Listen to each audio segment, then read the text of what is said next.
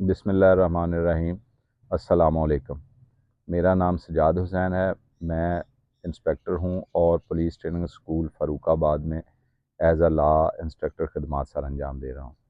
آج ہم medical jurisprudence کے حوالے سے دیکھیں گے کہ زہر کیا ہے، اس کی کتنی اقسام ہے اور یہ کن مٹیریلز یا گیسز پہ مشتمل ہوتی ہیں۔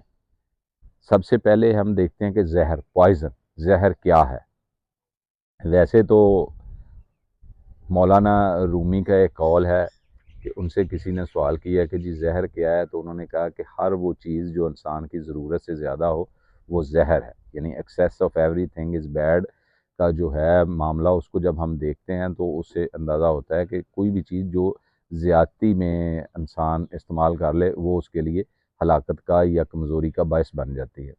لیکن یہ ہم چونکہ میڈیکل جورسپروڈنس کے تحت پڑھ رہے ہیں اور police as a police subject اس کو اسٹڈی کر رہے ہیں، تو اس لیے کائنڈلی اس کو صوفیہ کرام کے نظر سے نہیں، ہم اس کو دیکھیں گے پولیس کے پوائنٹ آف ویو سے اور پولیس ورکنگ اور انویسٹیگیشن کے پوائنٹ آف ویو سے کہ زہر کیا ہے اور اس کی اثرات کے لحاظ سے کتنی قسمیں ہیں اور کون کون سی چیزیں شامل ہیں اس میں۔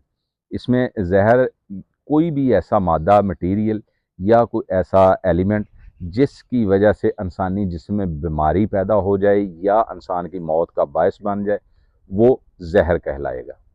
اور اثرات کے لحاظ سے زہر کو 7 مختلف اقسام میں تقسیم کیا جاتا ہے۔ ان میں سب سے پہلی ہے تلف یا تحلیل کر دینے والی زہریں، اور دوسرا ہے سوزش یا جلن پیدا کرنے والی زہریں، تیسری ہے مدہوش کرنے والی زہریں، چوتھی ہے ہذیان پیدا کرنے والی زہریں، پانچویں ہے حرام مغز پر اثر کرنے والی زہریں، اور چھٹی ہیں دل پر اثر کرنے والی زہریں، اور ساتویں ہے سانس روک دینے والی زہریں۔ یہ اثرات کے لحاظ سے زہر کی 7 اقسام ہیں۔ اب ان میں ہم دیکھتے ہیں تلف یا تحلیل کرنے والی زہریں کون سی ہیں۔ یہ بالعموم تیزابوں کی شکل میں پائی جاتی ہیں۔ ان میں گندھک کا تیزاب ہو سکتا ہے، شورے کا تیزاب ہے، اور نمک کا تیزاب بھی شامل ہے۔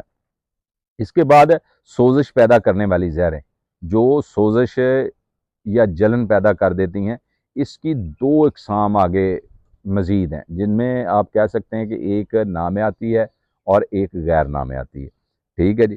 آگے تیسرے نمبر پہ ہے جی مدہوش کرنے والی زہریں، یعنی جس سے انسان کا دماغ معاف ہونا شروع ہو جاتا ہے اور اس پہ ایک مدہوشی یا بے ہوشی کی کیفیت سی طاری ہونا شروع ہو جاتی ہے۔ ان زہروں میں کلوروفارم اور الکوہل جو ہے وہ شامل ہے۔ اس کے بعد چوتھی ہیں ہذیان پیدا کرنے والی زہریں، یعنی جس میں انسان بے اختیار ہو جاتا ہے، اس کے جذبات اور اس کی دماغی سچویشن جو ہے وہ آؤٹ آف کنٹرول ہو جاتی ہے۔ تو اس میں ہذیان پیدا کرنے والی زہروں میں دتورا ہے، بھنگ ہے اور چرس وغیرہ ہے، یعنی جو عموماً چیزیں نشہ آور چیزوں کے طور پہ استعمال کرتے ہیں لوگ، وہ ان زہروں میں شامل ہیں۔ اس کے بعد ہے حرام مغز پر اثر انداز ہونے والی زہریں۔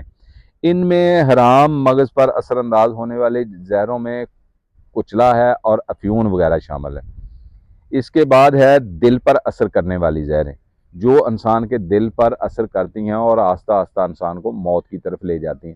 ان میں ہم دیکھتے ہیں کہ دل پر اثر کرنے والی زہروں میں تمباکو ہے اور میٹھا تیلیا وغیرہ شامل ہے۔ اس کے بعد 7ویں نمبر پہ آتی ہے سانس روک دینے والی زہریں، یعنی جو انسان کا نظام تنفس ہے اور انسان کی اسفیکسیا موت کا باعث بن سکتا ہے، وہ ہے سانس روک دینے والی زہریں۔ ان میں سانس چونکہ بذریعہ آکسیجن انسان لیتا ہے، یعنی یہ گیسی عوامل ہے۔ ٹھیک ہے جی۔ تو اس میں زیادہ تر گیسیں شامل ہیں۔ ان میں کاربن مونو آکسائڈ ہے، کاربن ڈائی آکسائڈ ہے اور کول گیسز ہیں، یعنی جو آپ نے کبھی سنا ہوگا یا بالعموم ہم دیکھتے ہیں کہ جی وہ کو کام کرنے کے لیے کنویں میں اترے، گیس بھر گئی تھی، وہ بندے مر گئے۔ کوئلے کی جو کان ہے اس میں مزدور کام کر رہے تھے، وہ کول گیس کی وجہ سے مر گئے۔